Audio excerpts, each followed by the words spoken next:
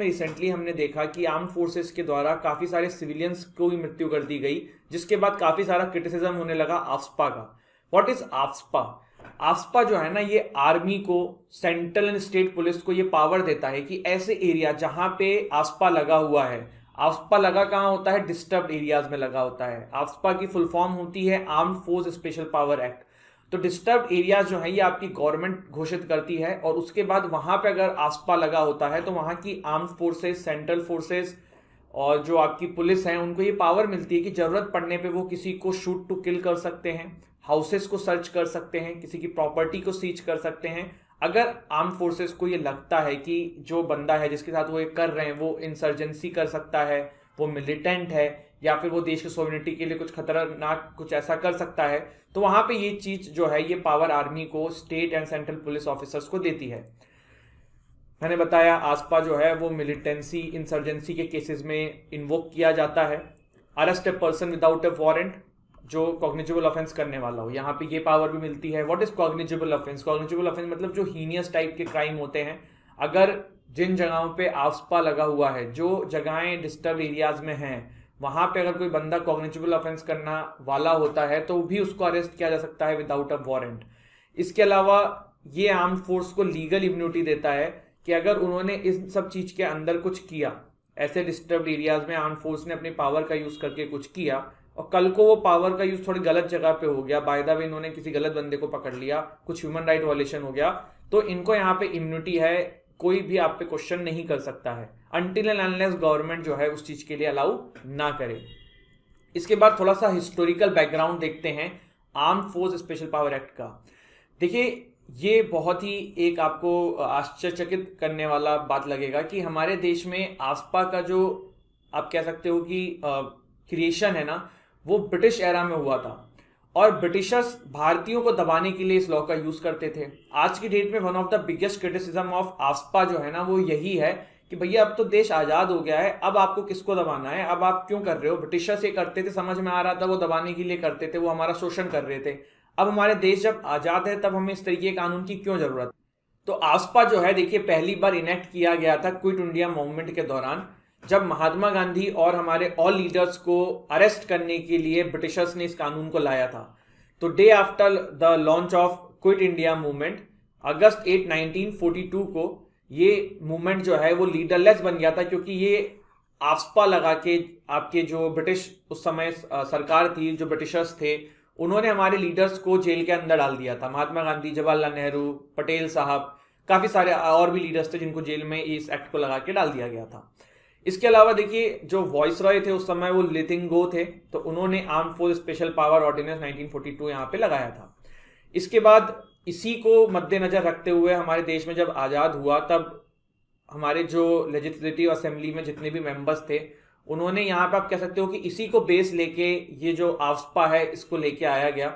और ये लाने का कारण क्या था? देखिए, कारण ये था कि देखिए, Bengal, Assam, East Bengal, United Provinces, ये सब हमारे देश में हमने इंक्लूड किए थे, कहीं पे पार्टीशन हुआ था, तो जिसके चलते काफी सारी इंसर्जेंसी इंटरनल देखी जा रही थी। तो इंटरनल जो कॉन्फ्लिक्ट थी हमारे देश में, उसको रोकने के लिए यहाँ पे इस तरीके की चीज को वहां से लिया गया। इसके बाद देखिए, भारत में अगर हम स्टेट्स देखें जो अभी आफ्स्पा के अंदर हैं, तो देखिए इधर जम्मू कश्मीर है आपका, ठीक है, और ये आपका जम्मू कश्मीर हो गया। फिर इधर आप देख सकते हैं अरुणाचल प्रदेश, फिर आप देख सकते हैं आसाम, मेघालय, नागालैंड, इसमें स्टार क्यों लगा हुआ है, मेघालय, नागालैंड, मणिपुर में मैं आपको बताऊंगा, मिजोरम, तो आप मैप में देख सकते हैं ये सारी जगह जो है जहां पे आफ्स्पा अभी लगा हुआ है। इंडियन पार्लियामेंट ने आफ्स्पा जो है किस तरीके से लाए थे हम देखते हैं। सबसे पहले देखिए, अगर इतिहास देखा जाए तो arm force special power Assam and Manipur act आया था 1958 में। ये जरूरत ये पड़ी क्योंकि नॉर्थ ईस्टर्न एरियाज में इंसर्जेंसी देखने को मिल रही थी, जिसके चलते हुए सरकार को 1958 के आसपास जरूरत महसूस हुई और आसाम एंड मणिपुर के लिए इस एक्ट को लाया गया। अगर आपसे कोई पूछे कि भैया ये सरकार को पावर कहाँ से आ रही है कि वो आफ्स्पा जो है वो स्टेट्स में लगा रहा है या इस तरीके के एक्ट बना रहा है, तो यहाँ पे देखिए जो पावर है ना, हमारे कॉन्स्टिट्यूशन का आर्टिकल 355 देता है, जो बेसिकली कहता ये है कि गवर्नमेंट का ये काम है कि जो भी स्टेट है उसमें इंटरनल प्रॉब्लम्स ना आए, इंटरनल कॉन्फ्लिक्ट्स ना आए। तो यहाँ पे आर्टिकल 355 के थ्रू पावर लेते हुए सरकार ने arm force special power Assam and Manipur act 1958 लगा दिया। इसके बाद देखिए पंजाब एंड चंडीगढ़ में भी प्रॉब्लम देखने को मिल रही थी। क्यों मिल रही थी? क्योंकि खालिस्तान मूवमेंट बढ़ रहा था। तो काफी सारे यहाँ पे खालिस्तान के सपोर्टर्स जो हैं वो काफी समय समय पे डिस्टर्ब कर रहे थे पंजाब के रीजन को, जिसके चलते हुए 1983 में आफ्सपा जो है आपका पंजाब रीजन में भी लगा दिया गया। ऑल दो 2008 में इसको हटा दिया गया था क्योंकि खालिस्तानी मूवमेंट विद टाइम खत्म हो गया, और जिसके चलते हुए पंजाब रीजन में जरूरत फील नहीं हुई इस चीज के लिए। इसके बाद देखिए जम्मू एंड कश्मीर में 1990 के अंदर इसको लाया गया।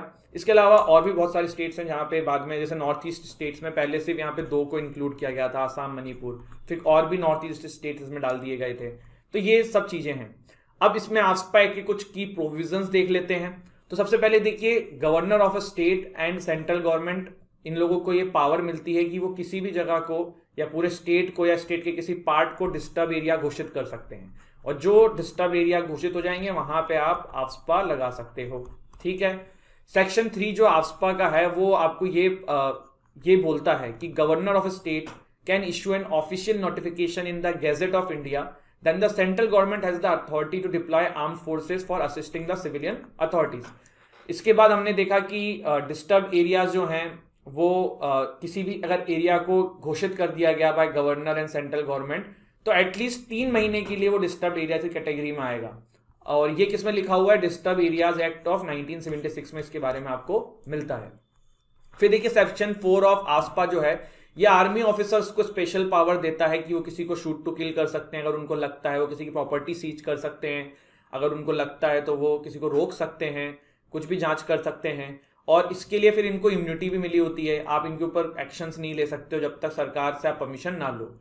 फिर फोर्सेस कैन अरेस्ट एनीबॉडी, अगर वहां पे डिस्टर्ब एरियाज के अंदर आफ्सपा लगा हुआ है, और किसी को कस्टडी में ले सकते हैं। लेकिन कस्टडी में लेते से ये नियम है कि आर्म फोर्स जैसे किसी को कस्टडी लेगी तो नियरेस्ट पुलिस स्टेशन में हैंड ओवर करना पड़ेगा आपको उस बंदे को। इसके अलावा ह्यूमन राइट वायलेशन के लिए आपको प्रोसिक्यूट नहीं किया जा सकता। अब बात करते हैं कि डिस्टर्ब एरियाज क्या है। सर आप डिस्टर्ब एरियाज कह रहे हैं, डिस्टर्ब एरियाज कह रहे हैं, तो सेक्शन 3 ऑफ आफ्सपा जो है ना वो डिस्टर्ब एरियाज से डील करता है। देखो एग्जाम में आपसे क्वेश्चन ये भी पूछा जा सकता है कि कौन डिस्टर्ब एरियाज जो है आफ्सपा एक्ट में कौन से सेक्शन से डील करता है, तो ये चीजें आपको पता होनी चाहिए। सेक्शन 3 ये कह रहा है, सेक्शन 4 आफ्सपा का ये कह रहा है। बहुत इंपॉर्टेंट एक्ट है जो कि इतना न्यूज में रहा है, इतना कॉन्ट्रोवर्सी में रहा है, तो क्लैट में जितने बच्चे बैठने वाले हैं उन सबके लिए बहुत इंपॉर्टेंट हो जाएगा ये। इसके बाद देखिए डिस्टर्ब एरियाज जो है वो गवर्नर ऑफ अ स्टेट घोषित करेगा और सेंट्रल गवर्नमेंट घोषित करेगी, दोनों लोग मिलकर करेंगे। पहले जब ये नया नया एक्ट आया था तब सिर्फ गवर्नर के पास पावर थी, लेकिन फिर जब त्रिपुरा को लेके बवाल हुआ कि भैया स्टेट जो है वो मान नहीं रही थी, तब सेंट्रल गवर्नमेंट ने इसमें अमेंड किया और फिर सेंट्रल गवर्नमेंट के पास भी ये पावर आई। ये देखिए यहाँ पे लिखा हुआ है कि 1958 में जब ये आया था तब आफ्सपा में सिर्फ गवर्नर को पावर थी, स्टेट के हाथ में पावर थी, लेकिन 1978 में त्रिपुरा के लिए यहाँ पे बवाल हुआ था, तब सेंट्रल गवर्नमेंट ने ये पावर अपने हाथ में डायरेक्टली ले ली थी। इसके अलावा अगर कोई स्टेट जो है वो कहता है कि भैया हमारे यहाँ पे डिस्टर्ब एरियाज नहीं है, और गवर्नर जो है भाई है और सेंट्रल गवर्नमेंट कहती है कि है, तो इनकी बात सुनी जाएगी, स्टेट की बात नहीं सुनी जाएगी। इसके अलावा एक जो सबसे बड़ी जो एक क्रिटिसिज्म होता है आपका आफ्सपा का कि भैया डिस्टर्ब्ड एरियाज है क्या, ये आपने एग्जैक्टली डिफाइन नहीं किया है। बेसिकली डिस्टर्ब्ड एरियाज को ऐसे ले लेते हैं कि जहां पे इंसर्जेंसी हो, सोवेनिटी डिस्टर्ब हो रही हो देश की, या इस तरह की कोई भी चीज हो करने की कोशिश हो, लेकिन एग्जैक्टली डिस्टर्ब्ड एरियाज है क्या ये कहीं नहीं डिफाइन है। तो जिसके चलते हुए एक लूप होल है जो समय समय पे अलग अलग सरकारें अपने तरीके से यूज करती है, जिसका काफी ज्यादा क्रिटिसिज्म होता है। अब सुप्रीम कोर्ट ने क्या इसके लिए कोई वर्डिक्ट दिया हुआ है, सुप्रीम कोर्ट की क्या गाइडलाइंस है आफ्सपा को लेके, तो 2016 और 2017 2 इंपॉर्टेंट केसेस जो हैं वो सुप्रीम कोर्ट के पास आए थे, जिसमें सुप्रीम कोर्ट ने अपने जो गाइडलाइंस दी उससे जो पॉइंट्स निकल के आ रहे हैं वो मैंने यहाँ पे नोट किए हैं। सबसे पहला देखिए जुलाई 8 2016 को एक लैंडमार्क रूलिंग आई सुप्रीम कोर्ट की, और उन्होंने काफी सारी चीजों में जो आर्म फोर्स को इम्यूनिटी मिली हुई थी, जो ब्लैंकेट प्रोटेक्शन था, वो खत्म कर दिया। सबसे पहले नो एक्सेसिव फोर्स, भैया जितनी जरूरत हो उतना ही लगाओ, पता पड़े किसी आदमी को मारने की जरूरत नहीं थी वहां पे आपने उसको मार दिया, ये गलत है, ये चीज नहीं होगी। Criminal courts have the jurisdiction, अगर कोई भी बंदा जो उसको लगता है कि आर्म फोर्स ने उसके साथ गलत किया है, वहां पे आफ्सपा लगा था, तो क्रिमिनल कोर्ट्स के पास उन केसेस को सुनने का जुरिडिक्शन होगा, जो कि पहले नहीं था। इक्वालिटी बिफोर लॉ, आप ये नहीं कह सकते हो कि वो बंदा आपको लगा कि मिलिटेंट है, इंसर्जेंट है, इसलिए आपने ऐसा कर दिया, नहीं, एक आम आदमी और उनके पास सबके पास इक्वलिटी है, तो आप सबको इक्वली ट्रीट करिए। आफ्सपा इज नॉट इनविंसिबल, ऐसा नहीं है कि आप कुछ भी करके बच जाओगे, ब्लैंकेट प्रोटेक्शन आपको नहीं मिलेगी। Rule of law, law is supreme. आप जो प्रिंसिपल्स हैं ह्यूमन राइट के, हमारे देश के कॉन्स्टिट्यूशंस के, इन सब चीज़ों को आपको सुप्रीम रखना है, मर्जी से नहीं चलेगा, ह्यूमन राइट वायलेशन नहीं हो पाएगा। पर यही बात है कि गाइडलाइंस आई, उसके बाद भी आपने अभी देखा कि मोन डिस्ट्रिक्ट के अंदर क्या हुआ है। तो ये एक अपने आप में क्वेश्चन है कि किस तरीके से चीज़ों को यहाँ पर डील किया जाएगा। अब आफ्सपा का प्रेजेंट स्टेटस क्या है? तो देखिए, जम्मू कश्मीर, आसाम, नागालैंड, अरुणाचल प्रदेश के कुछ पार्ट्स में एंड मणिपुर में आफ्सपा लगा हुआ है। यहाँ पे समय समय पे आफ्सपा काफी जगहों से हटाया हुआ है, जैसे मैंने आपको पंजाब का एग्जांपल दिया। त्रिपुरा मेघालय में से 2015 में त्रिपुरा से हटाया था, मेघालय में 2018 से आफ्सपा हटा लिया था। इसीलिए हमने जो मैप देखा था वहां पे इनके आगे स्टार लगा हुआ था। अरुणाचल प्रदेश में से भी पार्शियली विड्रॉल कर लिया गया है आफ्सपा को। तो ये बेसिकली हमने कुछ चीजें जानी। अब इसकी कुछ सॉल्यूशन है, और सॉल्यूशन से पहले ना एक बहुत ही इंपॉर्टेंट एक केस था, जिसके बाद एक कमेटी बनी थी जिसका नाम था जीवन रेड्डी कमेटी। तो हम थोड़ा सा ना उस केस के बारे में जरूर जानेंगे जब भी आफ्सपा की बात होती है। और थांगजम मनोरमा का नाम ना आए तो ये अपने आप में एक बहुत गलत बात हो जाएगी। थांगजम मनोरमा जो है ना, ये एक आपके विक्टिम है जिनको आसाम राइफल्स ने 2004 में अरेस्ट किया था, और कहा यह जाता है कि इनका इनकाउंटर कर दिया गया था क्योंकि भागने की कोशिश कर रही थी। लेकिन इसमें एक थ्योरी और आती है, वो ये आती है, जब रिपोर्ट आई और बहुत सारे लोगों के अलग अलग जगहों पे चीजें देखने को मिली, तो ये कहा जाता है कि इनका जो है आसाम राइफल्स ने गैंगरेप किया था और फिर इनको मार दिया गया। इवन मैं भी इनके बारे में पढ़ रहा था एक दिन, तो मैंने देखा कि पढ़ा ये कि जब इनकी बॉडी मिली थी तो उसमें जब 6 बुलेट्स इनके बॉडी से आर पार हुई थी, बट उसमें से ब्लीडिंग नहीं हो रही थी। तो मतलब ऐसा प्रतीत हुआ कि बाद में बुलेट डाली गई हैं।